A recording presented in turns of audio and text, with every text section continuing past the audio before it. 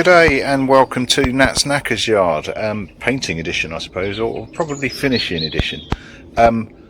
So here we have some of the elements of the ER5 that I got from Charlie. I'd hoped to, well, I've rattled through these in prepping them and painting them, and I was going to do a big expose on painting the tank, but it all went utterly Pete Tong, and I got frustrated and stopped filming. I have fixed it, it is better. It is good to go. I'm just waiting on the 2K clear to arrive, and then I'll show you it then when it's done. But what I thought I'd do is take you through taking freshly painted stock and getting it looking good. So these were a sort of a blue grey, I suppose. So they got rubbed down with 240 grit just to key the surface a little bit. High build primer. Halford's Finest. Matte black, I normally go for satin, but they didn't have any, and frankly I wanted to test to see whether or not I could get matte as shiny as I do satin. I see no reason why not. The gold spray is just cheap crap. I got from Lidl in the middle, oh Christ, I think for Christmas decorations more than anything else. So that's what I've used for the pinstriping down the middle. Now I've pinstriped the front mud guard, the tank obviously, and the rear middle section for the back as well. I thought to make it a little bit different, and I have mentioned in the previous one about the glitter effect stuff. I found this in B&Q, I think, and I thought it was gold, but effectively it is like a clear laminate with sparkles, if you like, in it, which you can see, which does look quite nice, I think, and just ties in that gold a little bit more. And then Halford's clear lacquer on the top, and there's about 2 cans of that on all of the bodywork and all of the panel work. So what's this evening's job then, Nat? Well, this looks quite good on a camera, but it doesn't look quite so good up close. So in fact, there you go, there's a really good example. So if you can just see the shadow, middle of you can see what is known as orange peel. So it looks good, and you know, you'll be fine just chucking that on a bike and cracking on. But what I want to do is flatten out that orange peel so that I've got a good polished surface in the end. So what I'm going to do is take you through the process with this here mudguard and show you how I do it throughout the evening. So it's quite late, I'm just about to have dinner actually, and what it also does is, if you're garden painting, removes little bits of crap that float around and land on your nice painted surface. So yeah, so nice indoor job. A great shot there actually of what orange peel looks like the peel of an orange, hence orange peel. And we'll work our way through that this evening, and I'll show you what the end product looks like. Cool, right, catch you later. I'll see you in the warm with all of my kit ready to go. Okay, so we're indoors. I'm going to try and do this as close to real time as I can, just for education purposes as much as anything else. So what have I got? I have got a big bowl of water, soapy water. I use warm water because it's a nicer experience putting your hand in warm water than cold.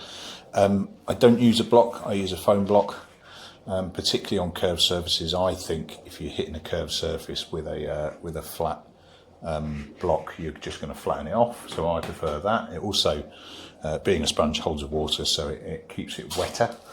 I'm going to go for 3 grades based on particularly what I've got rather than what you necessarily need to. I've got 1200, 2000 and 2500. I'm going to start with the 12. You go onto various websites and other sites, etc., you know, and they start with a 800 grit, which I just think, well, if you have spray paid with 2K clear with a airbrush, and you've done it super thick, you could get away with that quite happily, and it'd make a really good job. However, if you've got NAFL kit like me and you're a rattle can painter, I think if you drop below 1000, you're just going to whip off all that lacquer that you've just put on, because it is not thick stuff. So what you want to try me doing is knocking the tops off, but not knocking it off completely. So first things first, get your wet and dry it nice and wet. the sponge nice and wet as well. Give it a gentle wrap. I'm deliberately wearing my grotty worky trousers because they really need to go in the wash, but I keep using them so they just get dirtier. Right, so what you are not doing here, and this evening's episode is sponsored by Guinness, bit of the black stuff. Oh, it's not sponsored, God I wish. I'd be rat-arsed making videos. Right, so what you are not doing here is going hell for leather. It is weight of your, I keep saying it, but it is weight of your hand, and you are just knocking off the tops. If you put too much pressure on, you will just sand through everything you've just done instantly. And what you are, and it's more by, it's more art than science. What you are feeling for is, you'll probably hear it past my dishwasher that's constantly going in this house. You'll hear first scrapes. It is actually scraping. It is actually hitting the tops of paint. What you're after is a smooth, soft noise. So for all of the fellow follically challenged gentlemen out there, it's like when you rub your head after you've just had a shave.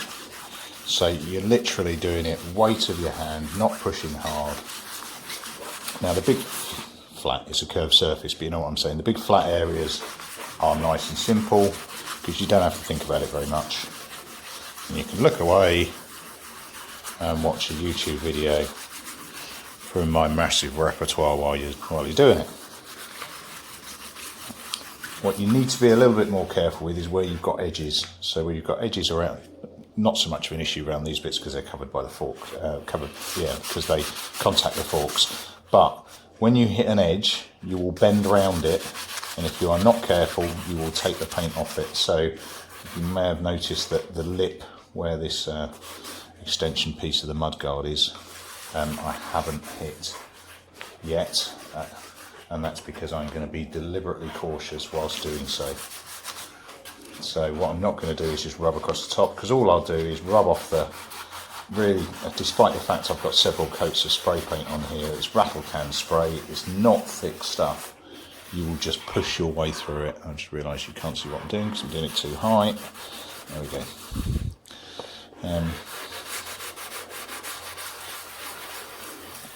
I'm doing this on the normal look. I don't like using the selfie camera. For one, selfie cameras on mobile phones, lower megapixel than the backward facing one, because you don't need lots of meg to take a photo yourself from the distance of your arm, but also it reverses everything. So if you're doing screws and bolts, your videos look like you're undoing everything when you're doing them up, which I might just be a little bit mince. I find that a bit confusing. So it's making less noise, and I can feel it's got less. There you go. There's some there that I haven't touched because you can hear it.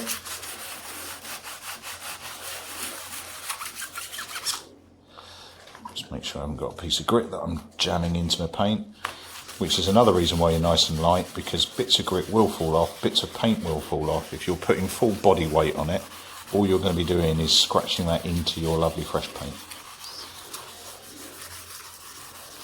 Right, so that don't feel too bad to me. Just being really cautious around the edges. Previous history has taught me that I've been a little bit too keen and taken those off. Right, that'll do me on the 1200 grit. So it might seem like I'm not putting enough attention in on these. I'm probably not, but I don't think it's going to be far off. So I'm down to, now I'd love to use 1800 now, but I haven't got any. So it's just really proving the point that you can pretty much get away with whatever you've got. You don't need to step every 200. You can, if you got it. But if you haven't got it, it doesn't stop you from doing it. Now you can hear it to a degree, but I can certainly feel it. it's just a lot smoother. It's not catching, it's not screeching as I go over the paintwork. It's just sliding over nice and gently. And what I'm trying to do here is just point out that this is, for one, not difficult, but for two, for a bit of effort, makes what could be a mediocre to good paint job actually look pretty sweet and professional-ish.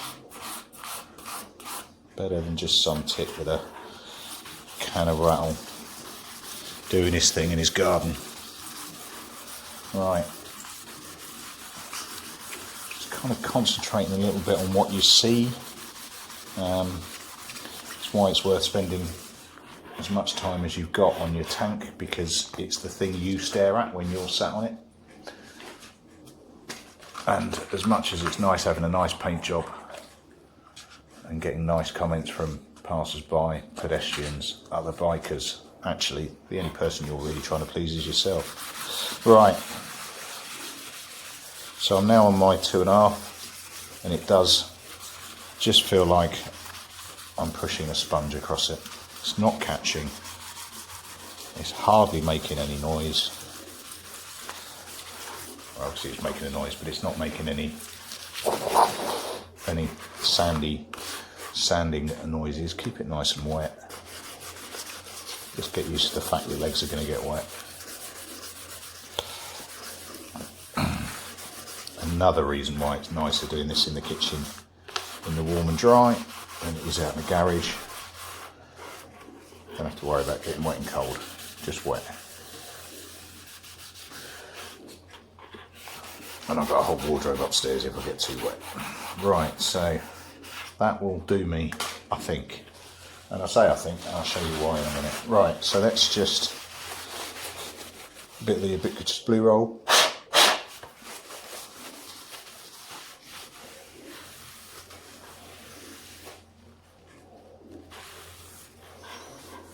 Just dry it down a bit. Right, now what you are looking for is what I've referred to before as a bowling ball shine. I'm not quite going to get that yet, but it should be a nice dull shine. So I've got doing quite well across the majority of it, not quite so much around the edge, but that's because I haven't sanded as much there, because I'm being cautious and I don't want to cut through my colour. Right, next stage, and should be, is potentially the last of the rubbing, because this will show where you've done enough and where you haven't. So I've got here rubbing compound. This is that's another advantage using a front-facing camera. Everything looks the right way. Halford's Best / only. I'm not precious about rubbing compound. I think much of a muchness. I'm sure somebody will jump on and tell me there's a better product and it's easier and it's cheaper or whatever, but yeah, please do let me know if you know anything better. But it does a fairly basic job. I don't really think you need anything fandango and expensive to do it. All it is effectively a final element of rubbing it down. So I'm just using a cloth, doesn't matter how clean or dirty it is. I tend to try and use the same cloth, or the same cloths, plural, for rubbing compound, just so that I don't get it mixed up with a polish. I don't want to really go for a nice high polish on something, go to rub it off with a cloth that's still impregnated with rubbing compound. It is effectively just liquid grit. I suppose that's all it is already. So now on this I am applying pressure. So I'm talking about, weight of your hand with sandpaper. Very definitely this I am applying a bit of force on it, just to get it nicely rubbed through, because I want to get rid of the last of those shiny surfaces and just give me a nice uniform cover and uniform colour across it where I can. So rub it in, get it moving. And the only problem with any rubbing compound is you really end up pushing it into any gaps. So when you've got little lips like this, just jam in a fingernail. I certainly wouldn't use a tool. I definitely wouldn't use a screwdriver, but just make sure you get it out of those gaps. That's not looking too bad actually. I'm quite happy with that. I've got a little bit of sheen, I don't know how much you can see, a little bit of sheen right on the edge there, but frankly on the bike that's at an angle and I'm not going to see it. And plus I'm going to polish through that anyway. So back half done. How are we doing for time? 12 minutes, not bad. You know, you can make this process last as long as you want to. Nom nom nom. Do like Guinness. Not allowed to drink it very often because I do stink after I've been drinking Guinness, but hey. I went to the shop, I choose. Right.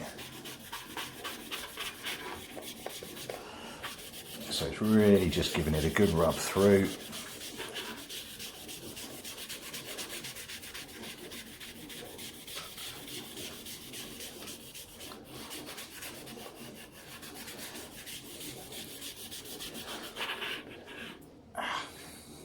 Finger cramp.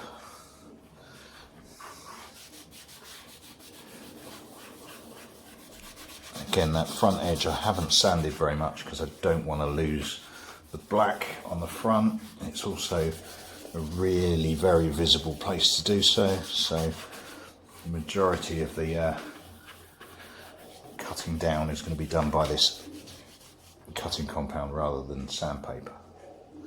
Right, so I'm really now just rubbing it off rather than rubbing it in. So I want a nice clean surface before I move on to the next bit.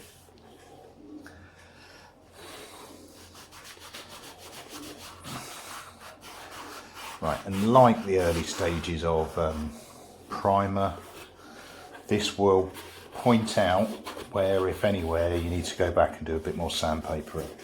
So if you still see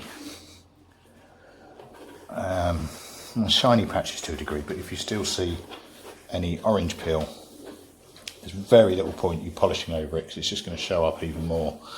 So it's that opportunity for you to go, I missed that bit, and just work your way back. Right, what have we got? Looking pretty good.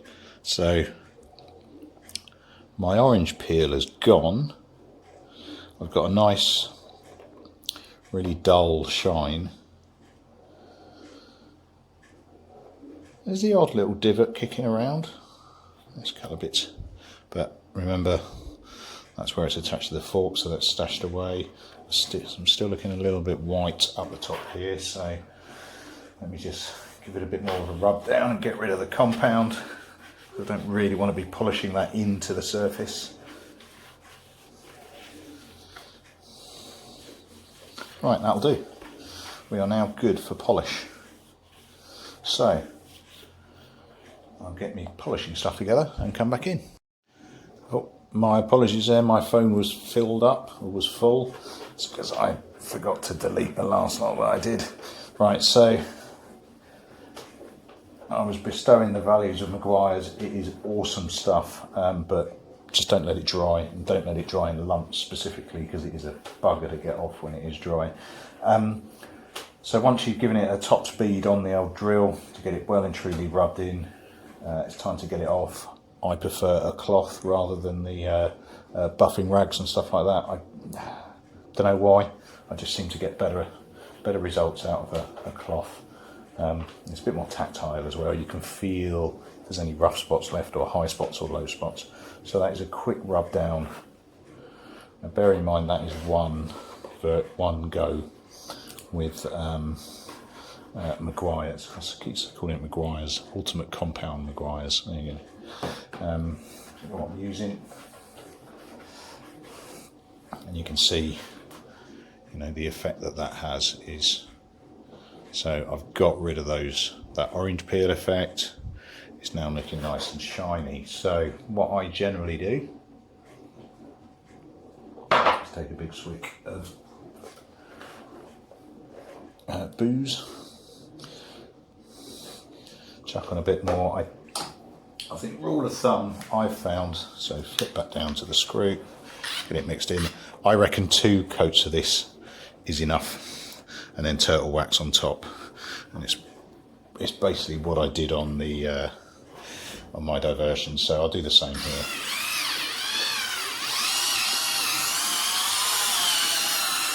Now I'm trying desperately hard to do this real time, so you realise that actually this is a doable process. So as much as it would make sense for me to just fast forward you through this, it will be a little bit disingenuous, because I want to just show how simple and actually really quite quick this process can be, even when you don't have the right tools.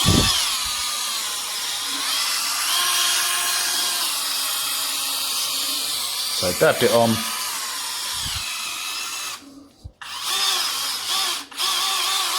Up to full speed on the screw.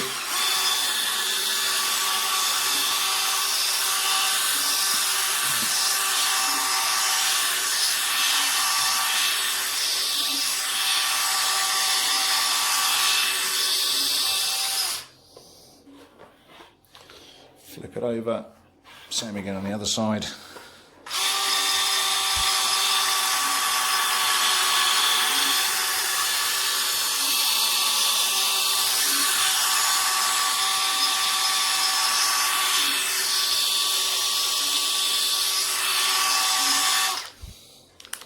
Onto full whack, being careful that it doesn't spin off and cast off and hit bits you don't want to. I'm not putting quite so much pressure on it now, I don't think it needs it. And it might just be me.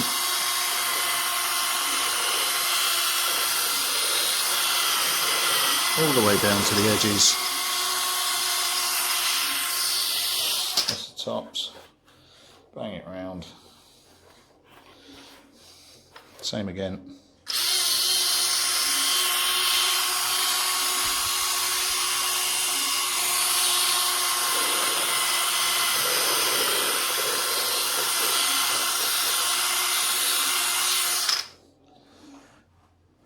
Chuck it down before it dries off too much and becomes too difficult to do. Let's get the old microfiber out.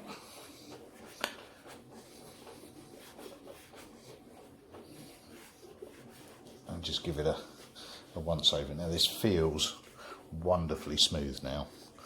I'm not entirely sure how much it comes across on the camera. Generally more than I think it does actually while I'm doing it. Flip it over, same again on the other side.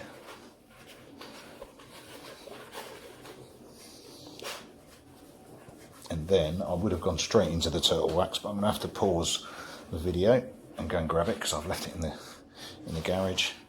And that's top tip before it dries off. Just have at the edges, have at the holes, because once Meguiar's dries, it's a bugger, and it's also really white, so it shows up quite badly, or obviously I should say. Right, so that's 2 Meguiar's. And again, by Meguiar's, I mean Ultimate Compound Meguiar's. Cost wise, I think that was 13 quid. The only reason I know that is I've just bought this one. My previous one lasted me about 2 years. Just keeps going, that stuff. Yeah, look at that. That's really starting to get there. In fact, it's more obvious on the edges where the light isn't showing. There you go, that's better. Because of the glitter, it's making it look orange peeled. It's not. Look at that. It's starting to come through. Right, I'll go and get the turtle wax. Right, so next process and my moving to my kit box. I have silver briefcases of delight. Do you want to know why? So do I. I've no idea where these came from. I've had them for years. They've been used for various things over the years, but that's my polishing one.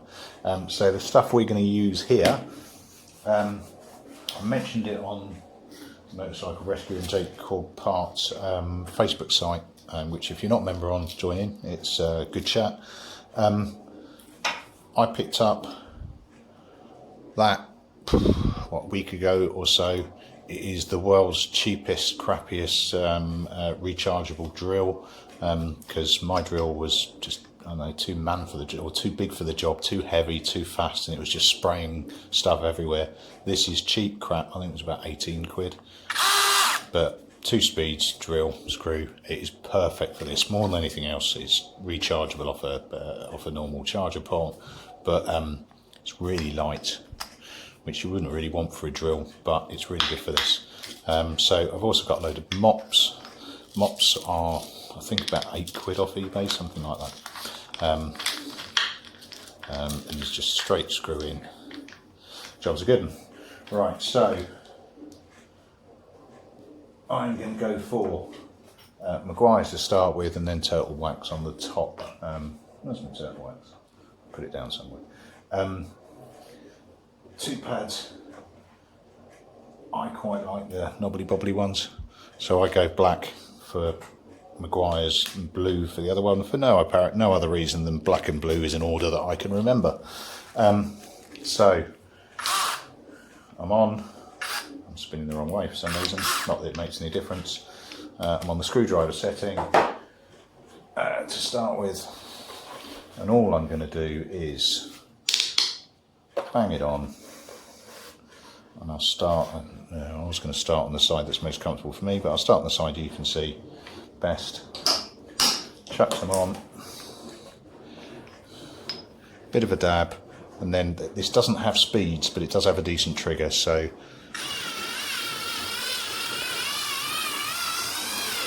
it's the first polish on it, so I'm just slow speed, just spreading it around. I could go high speed straight off, but all it's going to do is fling it across my kitchen, which isn't the point of the exercise.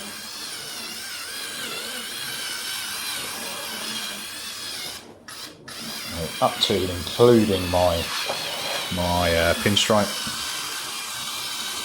Do it half and half. See, I'm getting that nice waxy shine on, nice and slow. I'm not trying to polish it, I'm just trying to give it a feed of polish. That's all I'm doing first time round. So I like to think that that fresh paint underneath that's just been exposed is now hungrily lapping up all this fresh polish. So, and what it's doing at a more microscopic level is just filling in those gaps between. And if I was wanging it at full pace, it would just be breezing it across the top. Now I've just put this one on top, and you can see it. It's not soaking in anywhere near as much or as well, which is a good thing because it means that first coat has been swallowed in. So again, nice and slow, just massaging it in. I'm not zapping it yet. I will do, but I'm not doing it yet. And besides, if I was doing it fast, all these holes are going to do here is just scrape off all the polish and put it on my knee. Which it will do eventually, but it's not doing it yet. A little bit faster, just work it in.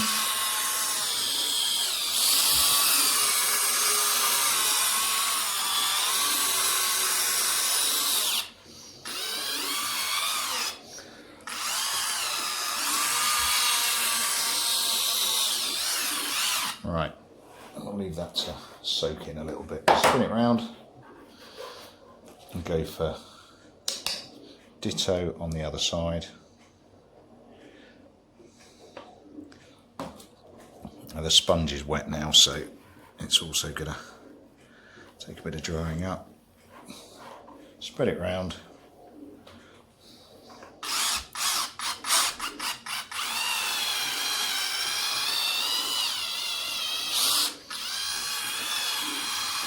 just bearing in mind that any clothes you've got on are going to get splattered. So just wear shitty stuff.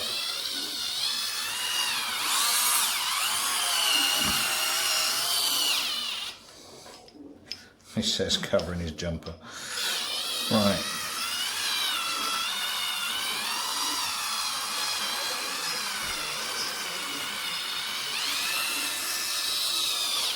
Alright, so I've got a nice bedding of it now.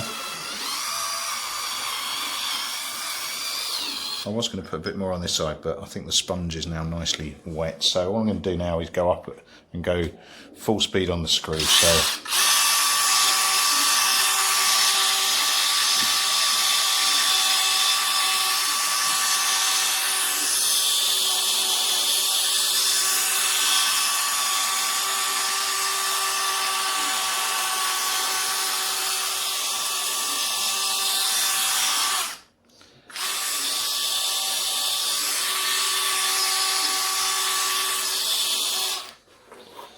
onto the original side, and I go full speed on the screw again.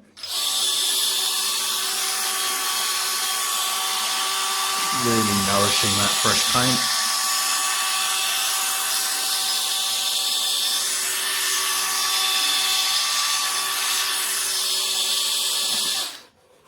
Any gaps that you've got or any edges might need a bit of special angling just to get in the gap. Right, so there we go, and the advantage of this stuff is that it's just Velcro on, Velcro off, so nice and simple. Change my pad over,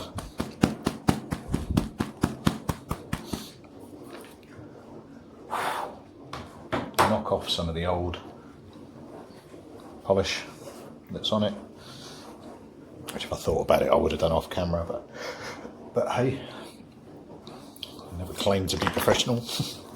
So turtle wax, original. I don't think there's a lot better than this, to be honest. If you've come across anything that you think's better than this as a finishing wax, please let me know. Chuck it in the comments below, and I will give it a go. But I just love this stuff. I think a lot of it is the smell. Don't know what it is. Bloody love it. Right, so down to the screw. Same again, I've got a load of dry polish in this. I could probably do with washing it actually. So I'm just spreading it on. It's a real danger of this going everywhere because it's a lot more liquid than the Meguiar's. So you try and treat it like Meguiar's and it just sprays everywhere, which is neither big nor clever. Right, so again, nice and slow. I'm just massaging it in to start with, rather than polishing.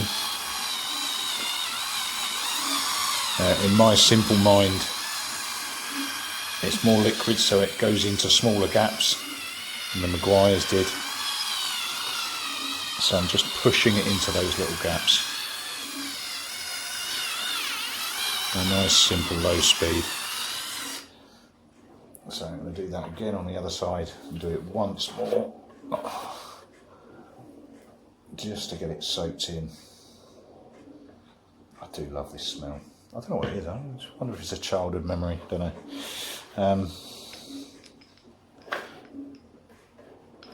I like Hawaiian Tropic, but that's for very different reasons. Right. As in the yeah, whatever. Doesn't smell like Hawaiian Tropic. Right.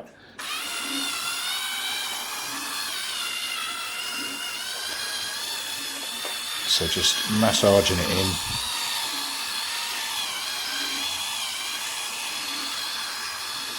Nice and slow, particularly with this stuff, otherwise it would just be on the kitchen walls.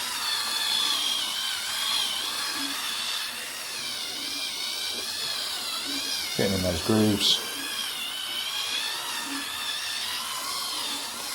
Now this stuff you do want to dry to a slight haze. So that's a good dose. The sponge is quite heavily laden now because obviously it was dry to start with, so I'm going to go and do one more. Not quite so much polish because the sponge has got it all now. Nice and slow again. And that's That's better. I can see it glooping on the surface now, so I know it's taken what it can. A little bit faster. Loop it in, spin it round. Swig of Guinness. Try not to spill it on your surface.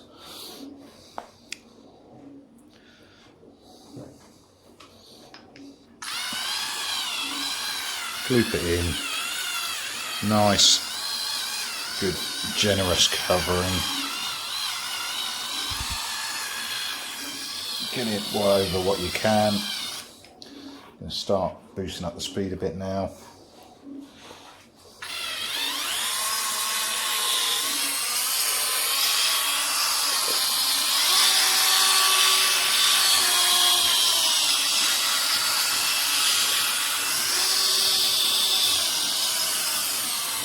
Going through the cracks and the grooves.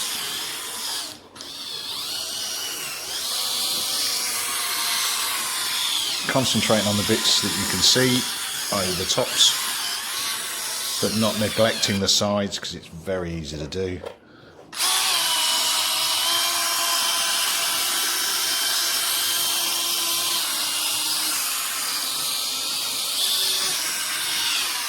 Now it's nicely rubbed in. I'm going to give it a quick go on full pelt. You've got to do that once it's all in, otherwise you're just going to spray it everywhere because, like I say, it's quite liquid.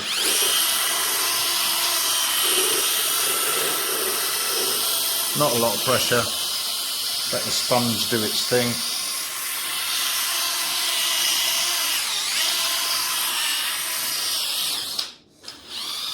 So if you put too much pressure on it, it's just going to catch it, it's going to spin off and you'll catch an edge on your paintwork and trash it before you've really done it.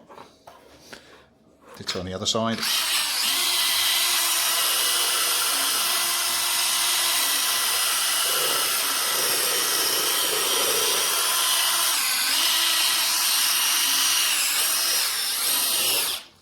Oops, polishing my jumper.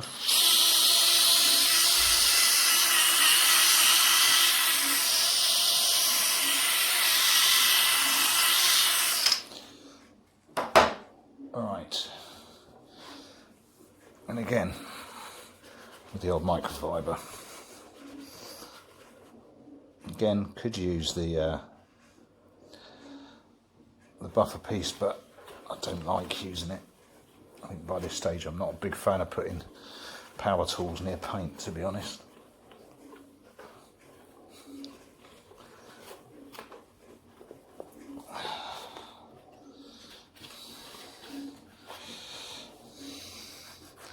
Again, watch those edges. Bit of thumbnail in any grooves. Getting the holes and the gaps, because if the paint dries solid in there, it's a bugger to get out. End up having to wet it out and moisture it out, and that just ruins your shine. It's like polishing your bike and then giving it its own rain shower.